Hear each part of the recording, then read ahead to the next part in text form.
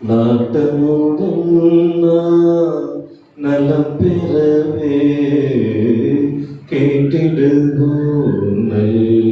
திருவசனம்.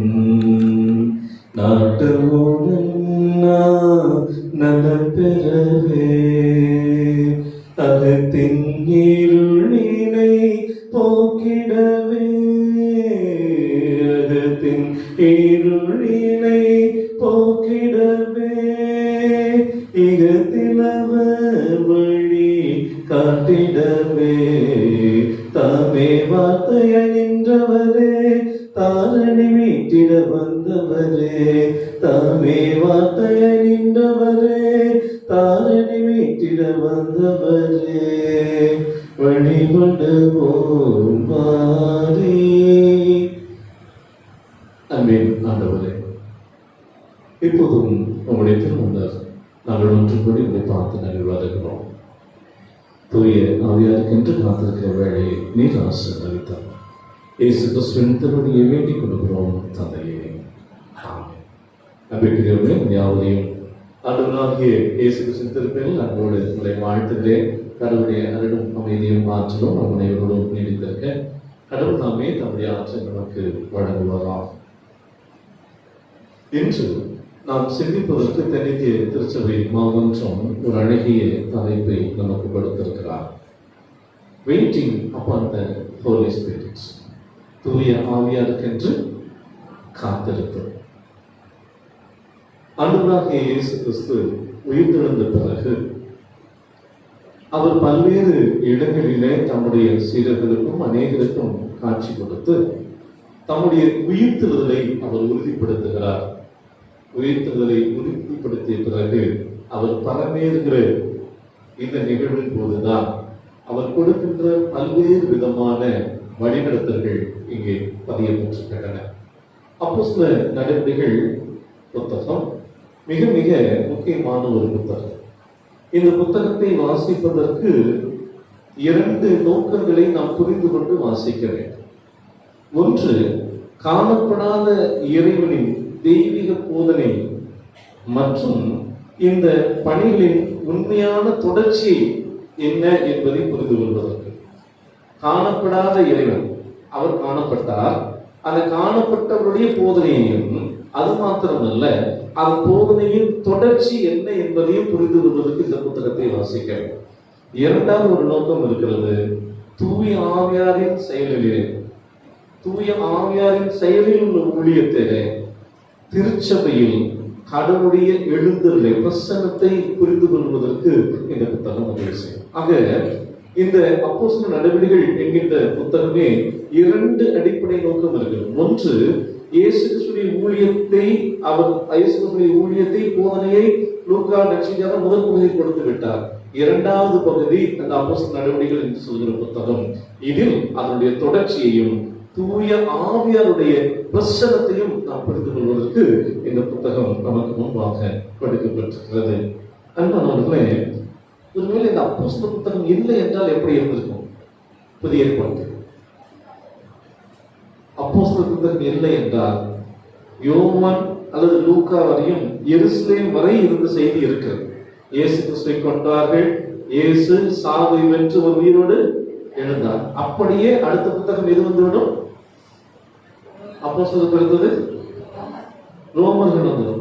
எப்படி இந்த நற்செய்தி ரோமர்களுக்கு போனது என்பதை பற்றி எந்த வரலாறும் தெரிஞ்சிருக்கார். இந்த நற்செய்தியை கொண்டு போன பவுல் யார்? பவுலுக்கும் இந்த நற்செய்திக்கும் உள்ள உறவு என்ன? பவுல் தாம் எப்படி அப்போஸ்தலனாக அழைக்கப்பட்டார், அல்லது இப்படி பல்வேறு விதமான காட்சிகளை இணைத்து பார்க்க வேண்டும் என்று சொன்னால், அதனுடைய தொடர்ச்சி வேண்டும் என்று சொன்னால் கட்டாயம் நாம் அறிந்திருக்க வேண்டிய புத்தகம் அப்போஸ்தலர் நடவடிக்கைகள் என்பதை நாம் கண்டிப்பாக புரிந்திருக்க வேண்டும். இந்த அப்போஸ்தலர் புத்தகமாகட்டும் லூக்கா என்கின்ற புத்தகமாகட்டும், இந்த இரண்டையும் எழுதினவர் யார்? லூக்கா. அப்போஸ்தலர் புத்தகம் வந்தால்தான் லூக்காவை பற்றியே நாம் அறிந்து கொள்ள முடியும்.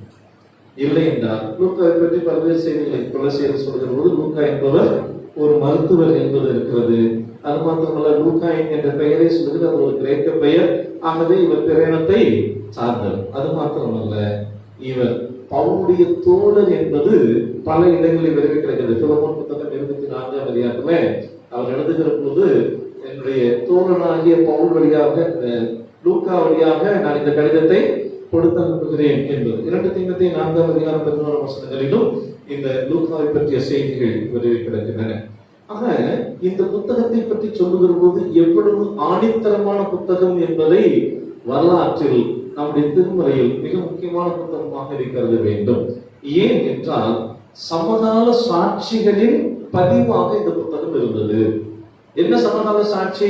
வில்லியம் ராம்சே என்பவர் குறிப்பிடுகிற அந்த செய்தி சமகால சாட்சி என்று சொன்னால், வரலாற்று பதிவுகளை திரும்பி தேடுகின்ற போது குறிப்பிடப்பட்ட காலத்தின் குறிப்பிடப்பட்ட பல்வேறு நடைமுறைகள் இதிலே இருந்தது.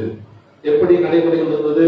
கைது செய்யப்பட்டால் என்ன செய்வது, கைது செய்யப்பட்ட பிறகு விசாரணைக்கு என்ன செய்வது, விசாரணையின் போது வருகிற போது எப்படி இருந்தார்கள், மக்களுடைய வாழ்க்கை முறை எப்படி இருந்தது, அதுவும் வணிகம் செய்யக்கூடிய வாழ்க்கை எப்படி இருந்தது, அவருடைய வாழ்க்கை எப்படி இருந்தது, அந்த குடும்பம் சார்ந்த அமைப்புகள்லாம் எப்படி இருந்தது என்று சொல்லி குறிப்பிடப்பட்ட காலத்தில் இருக்கக்கூடிய குறிப்பிடப்பட்ட நடைமுறைகள், ஒவ்வொரு காலத்துக்குமான நடைமுறைகள் இருக்கின்றனவா, அந்த காலம் இவற்றை பொருந்தி போகிறது என்று குறிப்பிடுகிறார்கள்.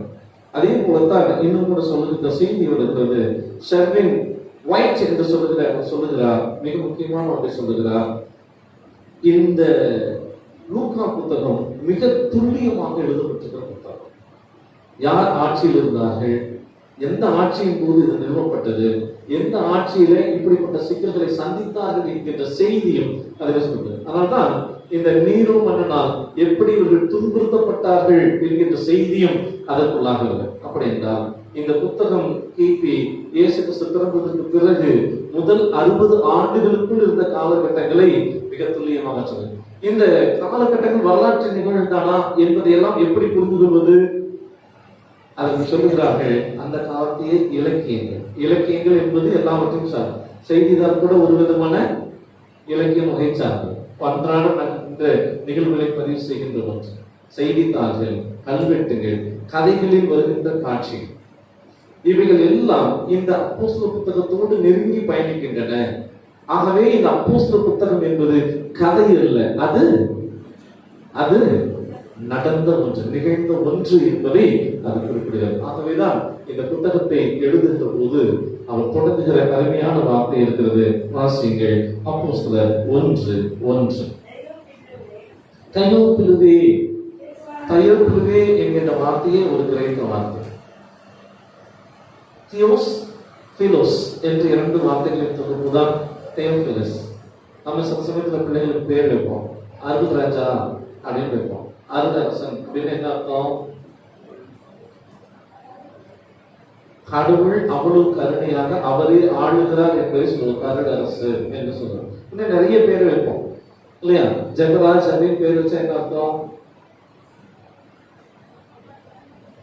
ஜெகராஜ் அப்படின்னு பேர் வச்சா என்ன அர்த்தம்? என்னங்க திருப்பி என்ன பாக்குறீங்க? அவர் வரல, அதான் தைரியமா சொன்னாங்க. ஜெபராஜ்னா அது அவர் வைக்கப்பட்ட பெயரா இருந்தா பல சமயங்கள் அதுக்கும் நமக்கும் சர்க்குனா பேர் வச்சா என்ன அர்த்தம் இல்லையா? எல்லாவற்றிலும் நிறைந்தவர்னு அர்த்தம். அப்ப நமக்கு அதுக்கும் தொடர்பு இருக்குதாங்கிறதெல்லாம் பெரிய பிரச்சனை, அது வேற விஷயம். ஆனா பல சமயங்கள்ல இந்த கால பெயர்கள் வைப்பாரு. அவரை பார்த்துட்டு பேர் வைப்பாங்க இல்லையா? பல விதமான அதுலயே இருந்த அப்படி கொஞ்சம் வாங்க செய்தி இல்ல அப்படி ஒரு மகிழ்ச்சி வந்தது. ரைட். சில கால பெயர்கள் இருக்கும். அந்த கால பெயர்கள் அவர்கள் வாழ்க்கையை வெளிப்படுத்துவதாக இருக்கும். கலைஞர் அப்படிங்கிற வார்த்தை, பெரியார் என்கின்ற வார்த்தைகள் எல்லாம் அது அவருடைய இயல்புத்தன்மையை வெளிப்படுத்து, அவருடைய இயல்புத்தன்மை அப்படியே அது வெளிப்படுத்துகிற ஒன்றாகும். ஒருவேளை இந்த தெயோப்பிலுவே என்கின்ற சொல்லும் கூட அவர் ஒரு நபரை அழைத்த பெயராக இருந்திருப்பதற்கு வாய்ப்பில்லை.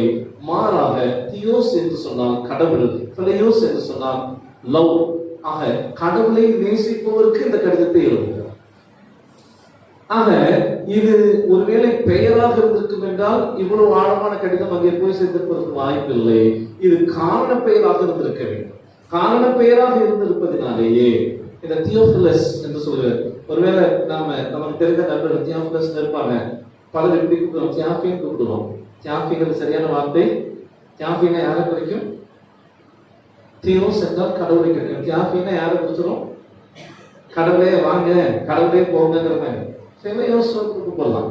சரியா? ஒருவேளை பாருங்க, ஒருவேளை என்னுடைய நண்பர்கள் தியாபிலஸ் இருப்பார்கள் என்றால் அப்படி அழைக்கப்பாருங்க. தியாபி அப்படிங்கிற பேரை விட்டுட்டு தியாபிலஸ் தான் சொல்லிடுங்க. அது ரொம்ப அழகாக இருக்கும். அன்பானவர்களே, இங்கே சொல்லப்படுகிற அழகான காட்சி இருக்கிறது.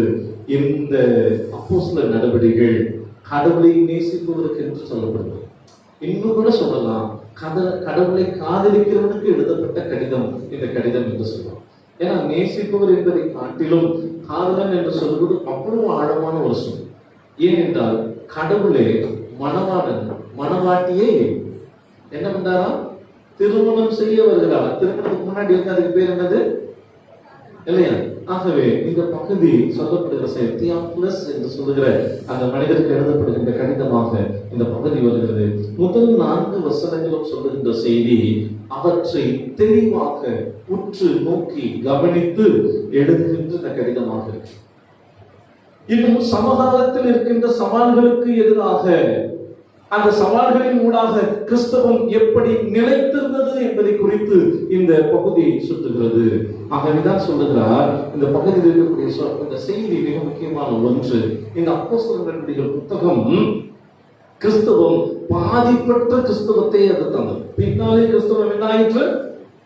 நிறைய பாதிப்புகளுக்கு உள்ளானது. ரோமன் கத்தோலிக்க திருச்சபையாக மாறி இப்போதெல்லாம் நாங்கள் பேசுகிறோம் தலித்திய பார்வையில் கிறிஸ்தவத்தை பார்ப்பது, பெண்ணிய பார்வையில் பார்க்கின்ற கிறிஸ்தவம், அல்லது ஒடுக்கப்படுகிற மக்கள் பார்வையில் பார்க்கின்ற கிறிஸ்தவம். ஏனெனில் இது ஆதிக்கங்களின் சக்தியிலே ஆதிக்கவாதிகளின் கைகளில் இருந்தபோது அந்த கிறிஸ்தவம் என்னாகி போனது? அது வேறு வண்ணத்தில் மாறி போனது இல்லையா? ஆகவேதான் சொல்லுகிறார்கள், இந்த உலகத்தை கொள்ளையடிப்பதற்கென்று அவர்கள் வந்தபோது கொள்ளையடிப்பதற்கு ஒரு கருத்தை வைத்தார்கள். என்ன கருத்தை வைத்தார்கள்? கடவுள் எங்களை பூமியை என்ன செய்ய சொல்லியிருக்கிறார்? ஆளச் சொல்லி இருக்கிறார். ஆளுகிறவன் என்றால் என்ன பொருள்? எல்லாவற்றையும் தனக்கென்று எடுத்துக் கொள்ளுகிறவன் என்று. ஆகவே ஆளுகளுடைய பார்வையிலிருந்து திருமறை புரிந்து கொண்ட போது அது வேறொரு விதமாக இருந்தது. ஆனால் ஒடுக்கப்படுகிற மக்கள் வந்து திருமறையை பார்த்தார்கள். ஆளுமை என்றால் என்ன பொருள் என்று சொல்வதற்கு இன்னொரு விளக்கத்தை கொடுத்தார்கள். நாம் முன்பே அறிந்ததுதான். ஆதியாகமம் 2ஆம் அதிகாரம் 15ஆம் வசனத்தில் வாசிக்கிறோம், ஆளுமை என்பது பண்படுத்துவதும் பாதுகாப்பதும். ஆளுமை என்று சொல்கிற ஆளுகை என்று சொல்லுகிற அந்த ஆளுகை கொள்ளையடிப்பதற்கு, இயற்கை வளங்களை சுரண்டுவதற்கு, இயற்கை எல்லாம் தனக்குரியது என்று அடிப்பதற்கு எடுத்த அந்த திருமறையின் பார்வையிலிருந்து விலகி ஒடுக்கப்படுகிற மக்களுடைய பார்வையிலிருந்து இப்படி பல்வேறு பார்வையெல்லாம் இல்லாத ஒரிஜினல் கிறிஸ்டியானிட்டி அப்போது இருந்தது. அந்த கிறிஸ்துவத்தை இப்போது இந்த அப்போஸ்தலர் நடவடிக்கைகளில் காண முடியும். அடுத்ததாக சொல்லுகிறார்கள், இந்த கிறிஸ்துவத்தை குற்றமற்றதாக காட்சியளித்தது. ஏனெனில் இந்த கிறிஸ்தவம் என்பது அந்த காலத்தில் மதங்களை அங்கீகரிக்கிற வழக்கம் அன்றைய அரசாட்சிக்கிறது. ரோம அரசர்களுக்கு அவர்கள் யூத மதத்தை அங்கீகரித்திருந்தார். அங்கீகரிக்கப்பட்ட மதம் எது? யூத மதம். ஆக இந்த கிறிஸ்தவம் என்பது அங்கீகரிக்கப்பட்ட மதத்தின் நிறைவேறுதலாக இந்த அப்போஸ்தலர் நடவடிக்கைகள் காட்டுகிறது. அன்பானவர்களே, இந்த நிலையில் தான் இந்த லூக்கா செய்கின்ற மிக முக்கியமான ஒன்று. லூக்கா நற்செய்தியின் முதல் பகுதி ஆண்டவராகிய இயேசு கிறிஸ்துவின் வாழ்வும் பணியும் போதனையும் பற்றி எங்கே சொல்லப்படுகிறது. இயேசு கிறிஸ்துவின் வாழ்வு, அவருடைய போதனை, அவருடைய பணிகளை பற்றி சொல்கிறது. அவருடைய 2வது பகுதி இந்த அப்போஸ்தலர் நடவடிக்கைகள். இது அந்த பணியின் தொடர்ச்சி, இன்னும் அது தொடர வேண்டும் என்பதற்கான அறிவுகளை இது தந்து கொண்டிருக்கிறது. நாம் எல்லோரும் நினைத்துக் கொண்டிருக்கோம், இந்த தோல் சொல்லும் என்று சொல்வார்கள் இல்லையா? அந்த தோல் சொல்வதுதான் இந்த புத்தகங்கள்லாம் ரொம்ப எழுதப்படுது. அது எவ்வளவு நீளம் இருக்கு? நம்ம நினைச்ச ஒரு 3 அடி 4 அடி இருக்கு. ஆனால் 36 அடி நீளம் கொண்டது ஒரு தோல் சொல். ஒரு தோல் சொல் என்பது 36 அடி நீளம் கொண்டது. ஆகவே அதை பராமரிப்பது மாத்திரமல்ல, ஒரே புத்தகமாக எழுதுவதும் கடினமானது. அல்லது ஒரு புத்தகத்தை ஒரு தோல் சொல்லை எடுத்து கொஞ்சம் மட்டும் எழுதிவிட்டு மீதி என்ன செய்ய முடியாது? வீணாக்கி விட முடியாது. ஆகவே அந்த தோல் சொல் முழுவதும் இருப்பதற்கான தகவல்களை இந்த லூக்கா தந்தது. அதனால்தான் லூக்கால 24 அதிகாரம், அப்போஸ்தலர்ல 28 அதிகாரங்கள் இருப்பதாக சொல்லுகிறார். ஆகவே முழுக்க தகவல்களை சேகரித்து அவற்றை நமக்கு கொடுத்திருக்கிறார். லூக்காவுக்கு அப்போஸ்தலர் நடவடிக்கை பற்றி நிறைய சொல்லிவிட்டேன். செய்திக்குள்ளாக நாம் கடந்து செல்வோம். அன்பானவர்களே, ஆண்டவராகிய இயேசு கிறிஸ்து இந்த உயிர்த்தெழுந்த பிறகு தம்முடைய சீடர்களுக்கு 40 நாள் அளவும் அவர் காட்சி அளித்தார். காட்சி அளித்த பிறகு அவர் பரமேறுகிற காட்சி, பரமேற போகிற அந்த சூழ்நிலைக்கு நடுவில் தான் இப்போது ஆண்டவர் சொல்லுகின்ற ஒன்று, என்ன முக்கியமான ஒன்று, வாசியுங்கள் 1:5. ஆகையால் நீங்கள் எருசலேமை விட்டு போகாமல்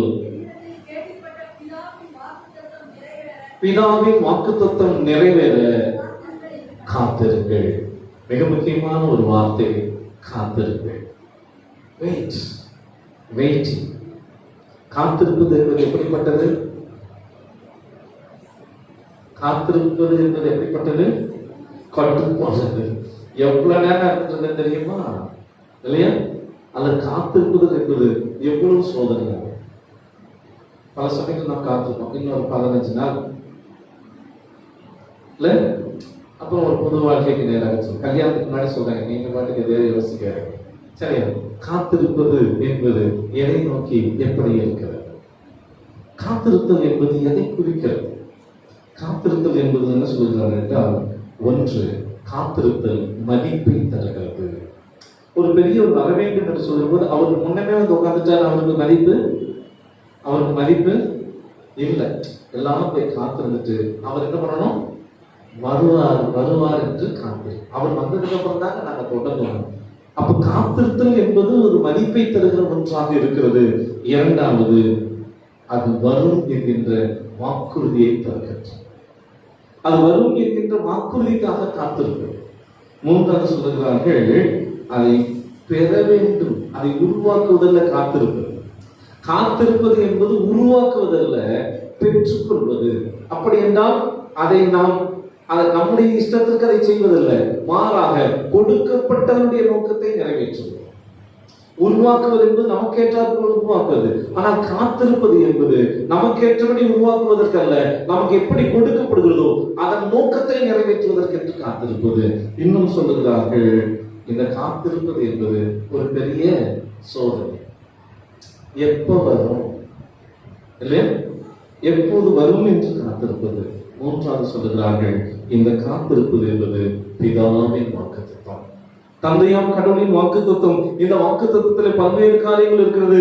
அவர் வருகிறார் 1, அவர் நிரப்புகிறார் 2, அது மாத்திரமல்ல 3வது பிதாவின் வாக்குத்தத்தத்தில் சொல்லப்படுகிறது, அவர் வருகிறார், நிரப்புகிறார், அவரே ஆற்றல் படுத்துகிறார். ஆக 3 நிலைகளிலும் இந்த காத்திருப்பு தந்தையுடைய சூழல் வருகிறது. அதற்கு அடுத்தபடியாக சொல்லுகிறார்கள், காத்திருப்பு ஆவலோடு காத்திருப்பு. வழக்கமாக காத்திருப்பது நமக்கு என்னத்தை ஏற்படுத்தும்?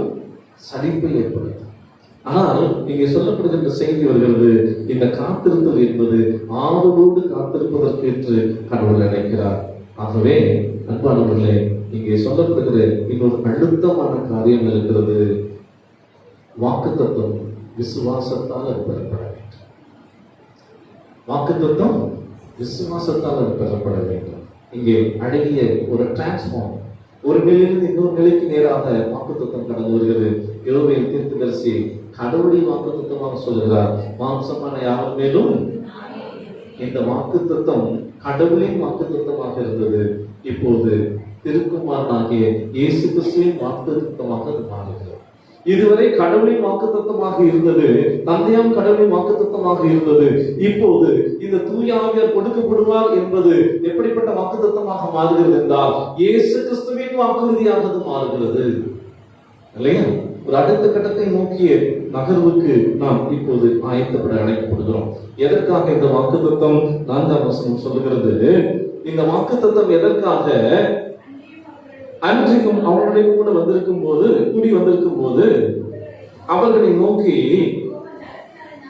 ஆண்டவராகிய இயேசு கிறிஸ்து கூடி வந்திருக்கிறதை நோக்கி சொல்லுகிறார், யோவான் தண்ணீரிலே திருமுழுக்கு கொடுத்தான், நீங்கள் சில நாளுக்குள்ளே தூய ஆவியாருக்குள் நீங்கள் என்ன செய்யப்பட போகிறீர்கள்? ஞானஸ்நானம் என்றால் என்ன பொருள்?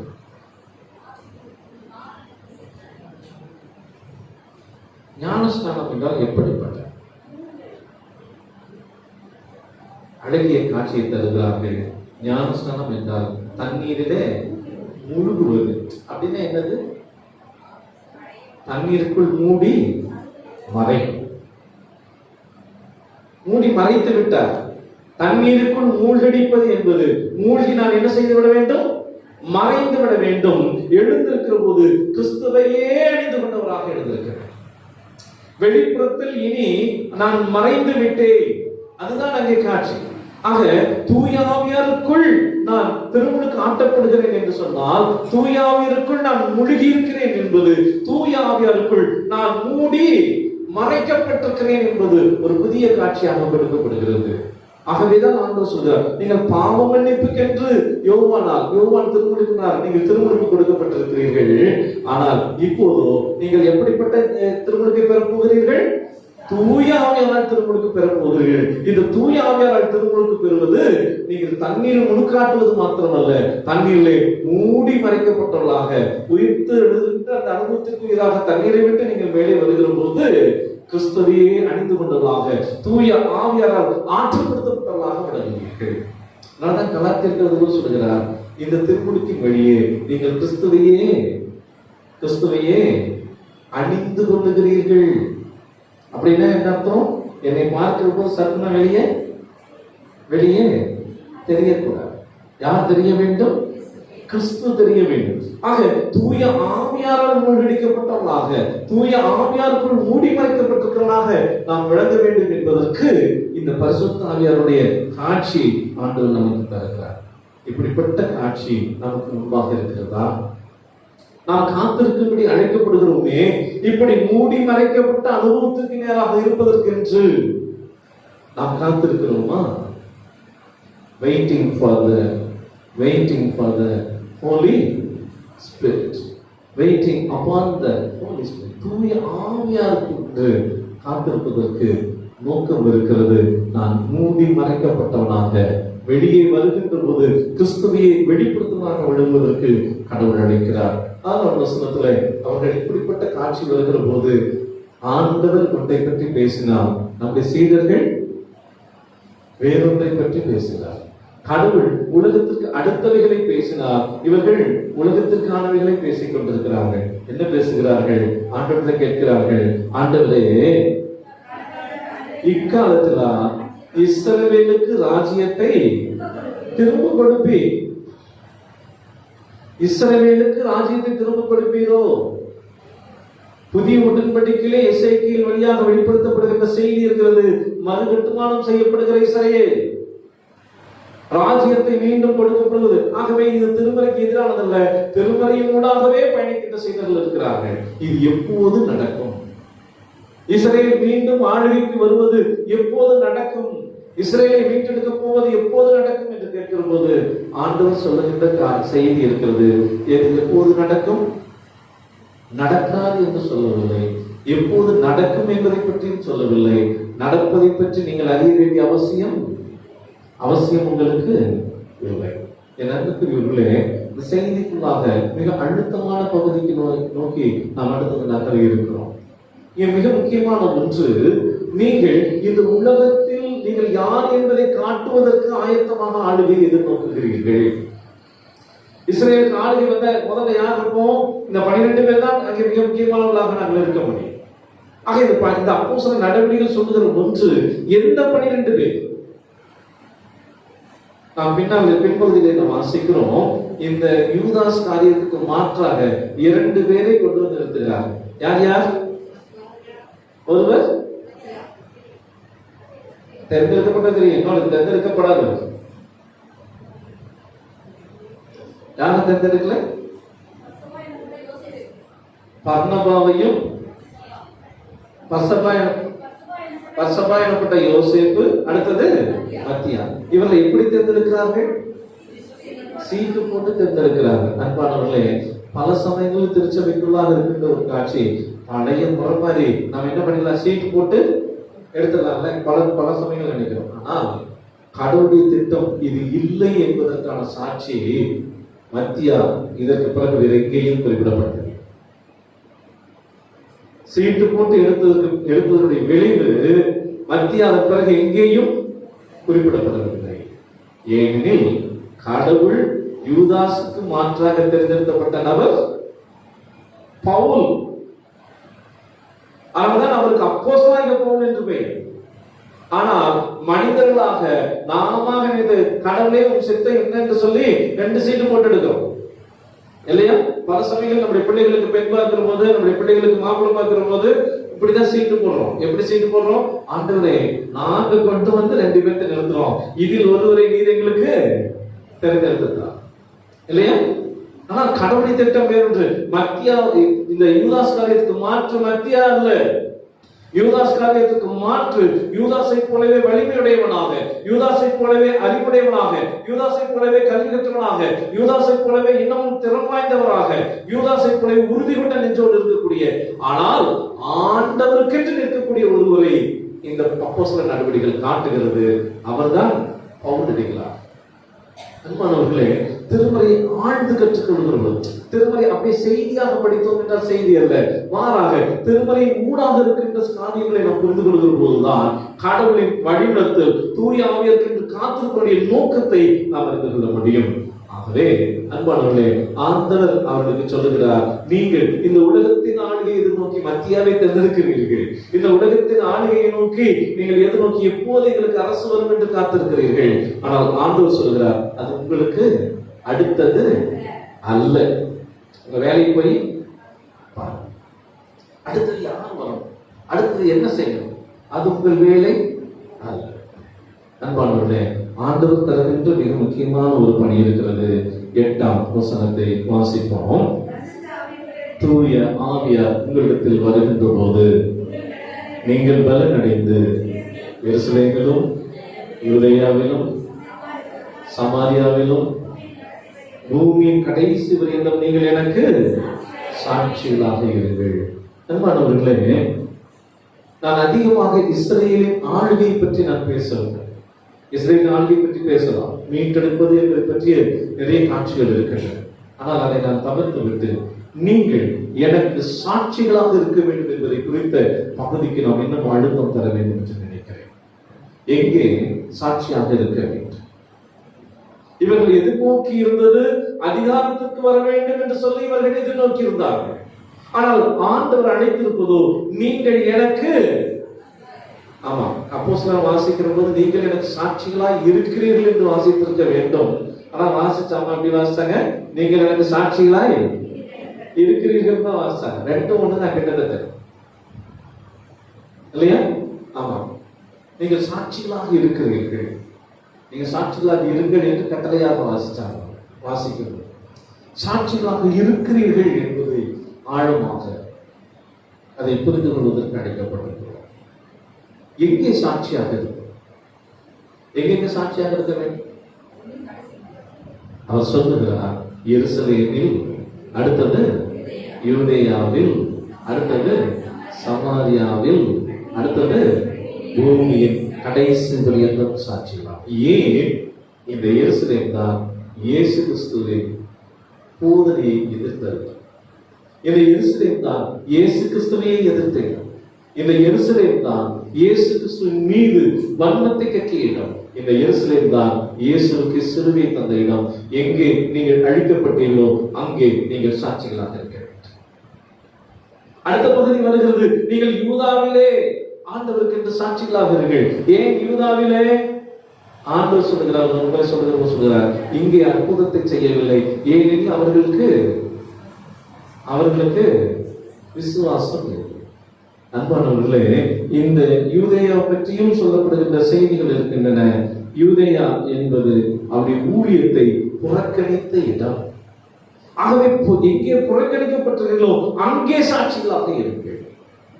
ஒன்று, முதலாவதாக சொல்லப்படுகிறது, கோபமாய் உங்களை அழிக்க பார்த்தார்களே அங்கே சாட்சிகளாக இருங்கள். இரண்டாவது, எங்கே புறக்கணிக்கப்பட்டார்களோ அங்கே சாட்சிகளாக இருங்கள். மூன்றாவது, எங்கே சாட்சிகளாக இருங்கள்? சமாரியா.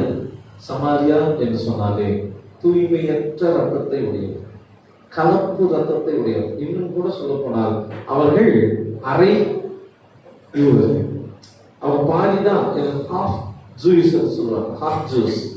ஆக அரை என்று சொல்கிற, பாதி என்று சொல்லப்படுகின்ற பாழ்பட்ட நிலத்தில் நீங்கள் சாட்சிகளாக.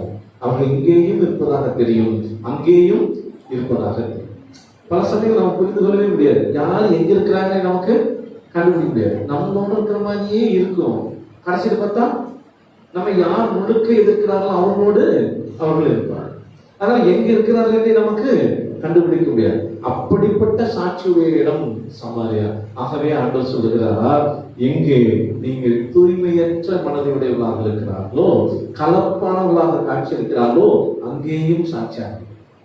கடைசியாக ஒரு பகுதியை சொல்லுகிறார், அதிர்ந்து போகும். பூமியின் கடைசி பகுதி என்பது பூமியின் கடைசி வரை எனக்கு சாட்சிகளாக இருக்கு.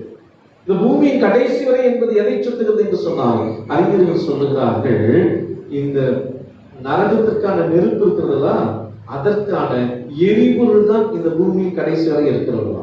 அப்பா, இந்த உலகம் இந்த நரகத்திற்கு நேராக எரிபொருளை ஊட்டுகிறவர்களாக இருக்கிறவர்களா பூமியின் கடைசி பரியந்தம் என்று சொல்லுகிற புரிதல் யூத சமயத்தில் இருந்தது.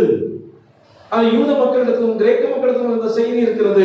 அவர்கள் தான் மையம், மற்றவர்கள் எல்லாம் நரகத்திற்குரியவர்களாக கருதி இருந்தார். சமீபத்தில் கடந்த மாதத்துல ஒரு செமினரிக்கு போக வேண்டியிருந்தது. ஒரு 2 மணி நேரம் தான் இருந்தது. கிட்டத்தட்ட 20 மணி நேரம் பயணிக்க வேண்டியிருந்தது. அது போயிருக்கிற போது ஒரு தம்பி தன்னுடைய ஆய்வு பற்றி படிச்சார். ஐயா, நான் கால்வினிசத்தை பற்றி ஆய்வு செய்திருக்கேன். கால்வின் நமக்கு நன்றாக தெரியும். மார்ட்டின் லூதரோடு தொடர்புடைய ஸ்வென்லி, கால்வின் இவர்களெல்லாம் மிக முக்கியமானவர். கால்வின் அவருடைய நோக்கம், அவருடைய சொல்லுகின்ற அழுத்தமான பகுதியில் என்றால், யார் முன்குறிக்கப்பட்டார்களோ அவர்கள் அழைக்கப்பட்டிருக்கிறார்கள். யார் அழைக்கப்பட்டார்களோ அவர்கள், ஆமா, யார் நீதிமான்களாக்கப்பட்டிருக்கிறோம் அவர்கள் பரிசுத்தமாக்கப்பட்டிருக்கிறார். அவர்கள் நம்முடைய ஊழியத்துக்கு அழைக்கப்பட்டிருக்கிறார். அப்படி என்றால் அழைக்கப்படாத ஒரு பெருங்கூட்டம் இருக்கிறது. அவர் வெளிப்பாட்டு புத்தகத்தோடு இணைந்து சொல்கிறார், இந்த 1,00,000க்கும் அதிகமான மக்கள் இருக்கிறார்களா, அவர்கள் மாத்திரம்தான் மீட்கப்படுவார்கள், மீறி எல்லாம் நரகத்துக்கு என்று ஒப்புக் கொடுக்கப்பட்டார்கள் என்று இவர் முன்பே அவர் என்ன செய்துள்ளார், தீர்மானித்தார். அதான் கால்வினிசம். இந்த கால்வினிசத்தினுடைய கோட்பாட்டை இங்கே நாம் புரிந்து கொள்கிறோம். இந்த பிற இன மக்கள் என்பதை தாண்டி உலகத்தின் கடைசி பரியந்தம் என்பவையெல்லாம் இவர்களெல்லாம் நரகத்திற்கான எரிபொருளாக இருக்கிறவர்கள் என்று சொல்லுகிற அந்த புரிதல் இருக்கின்ற இடத்தில் தான் ஆண்டவர் சொல்லுகிறார், எங்கே நீங்கள் அழிக்கப்பட காரணமாக இருந்தார்களோ, எங்கே நீங்கள் புறக்கணிக்கப்படுவதற்கான சூழல் இருக்கிறதோ, எங்கே அவர்கள் இரட்டை மரணம் உடையவர்களாக இருக்கிறார்களோ, எங்கே இந்த நரகத்திற்கான காரியங்களாக இருக்கிறார்களோ, அவர்களுக்கு நடுவில் நீங்கள் சாட்சிகளாக இருக்கிறீர்கள் என்று ஆண்டவர் அழைக்கிறார். எனக்குரிய திருச்சபையே, என் அன்புக்குரிய உடன்பிறந்தவர்களே, என் அன்புக்குரிய உறவுகளே, சொந்தங்களே, ஆண்டவர் சொல்லுகின்ற செய்தி இருக்கிறது. நீங்கள் சாட்சிகளாக இருக்க வேண்டும் என்று நினைத்தால் தூய ஆவியாருக்கு என்று காத்திருக்க வேண்டும். ஏனெனில் இந்த காத்திருப்பது என்பது நான் உருவாக்குவதல்ல, எனக்கு கொடுக்கப்பட்டவற்றிலே நான் நிலைத்திருப்பது. இந்த காத்திருத்தல் என்பது நான் ஏதோ வேதனையோடு சகித்துக் கொண்டு காத்திருப்பதல்ல, நான் ஆவலோடு காத்திருப்பது. இந்த காத்திருப்பது என்பது தந்தையின் திட்டத்தை மகனின் திட்டமாக ஏற்றுக்கொண்டு செயல்படுத்துவதற்கு இந்த தூய ஆவியார் கொடுக்கப்படுகிறார். ஆகவேதான் இந்த தூய ஆவியாருக்கு காத்திருப்பதற்கு நாம் அழைக்கப்படுகிறோம். இந்த தூய ஆவியாருக்கு காத்திருப்பதற்கு ஒரு நோக்கம் இருக்கிறது. அந்த நோக்கம், இயேசு கிறிஸ்துவின் போதனையை நான் கற்றுக்கொண்டேன், இயேசு கிறிஸ்துவின் பணிகளை பற்றி நான் அறிந்திருக்கிறேன், இயேசு கிறிஸ்துவின் அற்புதங்கள் அடையாளங்களை பற்றி எல்லாம் தெரிந்திருக்கிற நான் இந்த திருச்சபை தொடர்ந்து பயணிப்பதற்கென்று நீங்களும் நானும் ஆற்றல்படுத்துவதற்கென்று தூய ஆவியாருக்குள் நாம் நிலைப்படுத்தப்பட வேண்டும், நாம் நிறுவப்பட வேண்டும். ஏன் நிறுவப்பட வேண்டும்? இந்த இயேசுவில் கற்றுக்கொண்டவற்றை தொடர்ந்து இந்த திருச்சபை பயணிக்க வேண்டும். ஆகவேதான் இந்த அப்போஸ்தலர் நடவடிக்கைகள் இந்த தொடர்ந்து பயணித்தது. எப்படி பயணித்தது? எருசலேமிலிருந்து ரோமா என்று சொல்லுகிற அந்த இடைப்பட்ட காலத்தை அது பயணித்து காட்டி. அதுபோலத்தான் கிறிஸ்துவின் வருகைக்கென்று நீங்களும் நானும் தொடர் பயணத்தை மேற்கொள்கிற அப்போஸ்தல பணியை செய்வதற்கென்று கடவுள் நம்மை அழைத்திருக்கிறார். நாம் தொடர் பயணத்தை மேற்கொள்வதற்கென்று தூய ஆவியாருடைய பலத்திற்கென்று நாம் நிற்கும்படிக்கு கடவுள் நம்மை அழைத்திருக்கிறார். அன்புக்குரியவர்களே, தூய ஆவியாருக்கென்று காத்திருக்கிறோமா? முதல்ல காத்திருக்கிறோமா கடவுளுக்கென்று? எவ்வளவு நேரம் நாம் ஜெபிக்கிறோம், எவ்வளவு நேரம் திருமறையை வாசிக்கிறோம், எவ்வளவு நேரம் ஆண்டவருக்குரிய காரியங்களை பற்றி யோசிக்கிறோம், 2 பேர் நாம் சந்தித்துக் கொண்டால் எவற்றை பேசணும்? குழுவாக நாம் சந்திக்கிற போது எவற்றை பற்றி சிந்திக்கிறோம்? எது தகுமோ அதை அன்று. அதனால்தான் ஒவ்வொரு வாரமும் ஜெபம் பண்றோம். எப்படி ஜெபம் பண்றோம்? செய்யத்தக்கவைகளை செய்யத்தகாதவைகளையே செய்து விடுகிறோமே கடவுளே. காத்திருங்கள், தூய ஆவியாருக்கு காத்திருங்கள். காத்திருப்போம், தூய ஆவியாரில் நிலைப்படுத்தப்படுவதற்கு காத்திருப்போம். தூய ஆவியார் இன்னமும் முழுமையாய் அவருக்குள் ஆற்றல் கொடுக்கப்பட காத்திருப்போம். தலைகளை தாழ்த்தி மனசாடுவோம். காத்திருப்போம் தூய ஆவியாருக்கு. இது வாக்குறுதி. இந்த வாக்குறுதி வரும் என்று காத்திருக்கிறோம். நாங்கள் பெற்றுக்கொள்வோம் என்று சொல்லி நாங்கள் காத்திருக்கிறோம். இதுவரையிலும் பல்வேறு சோதனைகள் உண்டு. உலகத்துக்கான தலைமைத்துவங்கள், உலகத்துக்கு நாங்கள் நிற்பதற்கான சூழல்களிலே காத்திருக்கிறதாக நாங்கள் இருப்பது உண்டு. கடவுளே, நாங்கள் ஆவலோடு தூயாவியாருக்கு நாங்கள் காத்திருக்கிறோம். இந்த காத்திருத்தல் என்பது வாக்குத்தத்தத்தை உரிமையாக்கிக் கொள்வது. இந்த வாக்குத்தத்தம் என்பது விசுவாசத்தில் பெற வேண்டியது. இந்த வாக்குத்தத்தம் என்பது தந்தையின் வாக்குத்தத்தம். இந்த தந்தையின் வாக்குத்தத்தம் இப்போது திருக்குமாரனின் வாக்குத்தத்தம். எங்களை நேசிக்கிற எங்கள் அன்பின் கடவுளே, தூய ஆவியாருக்கு நாங்கள் காத்திருக்கிறோம். தூய ஆவியார் எங்களிடத்தில் வருகிற போது நாங்கள் பலனடைவோம். ஆனால் தூய ஆவியாரை விட்டு வேறு யாருக்கோ எதற்கோ நாங்கள் காத்துக் கொண்டிருக்கிறவர்களாக நாங்கள் இருந்து விடுகிறோமே. கடவுளே, எங்களோடு இடைப்பட்டோம். இந்த பூமியின் கடைசி பரியந்தம் நரகத்திற்கு அவர்கள் ஆற்றல் படுத்துவதாக விளங்குகிற இந்த சூழலுக்கு நடுவில் இருக்கக்கூடிய மக்களுக்கு கடவுளே, நாங்கள் சாட்சிகளாய் விளங்கு. எருசலேமில் எங்களை கோபத்தோடு அழிக்க பார்த்த, சிலுவையை தந்த அந்த மக்களுக்கு முன்பாக நாங்கள் சாட்சிகளோடு நிற்க, புறக்கணிக்கப்பட்ட நிலை காணப்பட்ட யூதேயாவிலும் நாங்கள் சான்றுகளாக நிற்க, பல கலப்புகளை ஏற்றுக்கொண்டு அவற்றின் ஊடாக வாழ்கிற சமாரியாவிலும் கூட நாங்கள் சாட்சிகளாக நிற்க எங்கள் ஒவ்வொருவரையும் ஆற்றல்படுத்தும். நாங்கள் உமக்கென்றே நிற்கட்டும் சுவாமி. உமக்கென்றே நாங்கள் வாழட்டும். உமக்குரியவர்களாக அன்றே சாட்சியுடையவர்களாக நாம் நிற்கின்ற பக்தி வைராக்கம் எங்கள் பிள்ளைகள் மீது பற்றி எறியட்டும். நாங்கள் எவ்வளவு நேரம் ஜெபிக்கிறோம், எவ்வளவு நேரம் திருமுறை வாசிக்கிறோம், பக்திக்கு அடுத்த காரியங்களில் எவ்வளவு நாங்கள் ஒன்றாக நிற்கிறோம். நாங்கள் எண்ணி பார்த்தால் மிக குறைவானவரை நாங்கள் இன்னமும் உமக்குரியவர்களாக வாழ்ந்திருக்க எங்கள் ஒவ்வொருவரையும் ஆற்றப்படுது. தாழ்த்தி அர்ப்பணிக்கிறோம், பொறுப்பேற்றுக் கொள்வீராகும். இயேசு கிறிஸ்துவின் திருவடியை வேண்டிக் கொள்கிறோம் அன்பின் தந்தையே. ஆம். நாம் அனைவரும் எழுந்து நம்முடைய விசுவாசத்தை அப்போஸ்தலர் விசுவாசத்தின் வழியாக நாம் அறிக்கை செய்வோம்.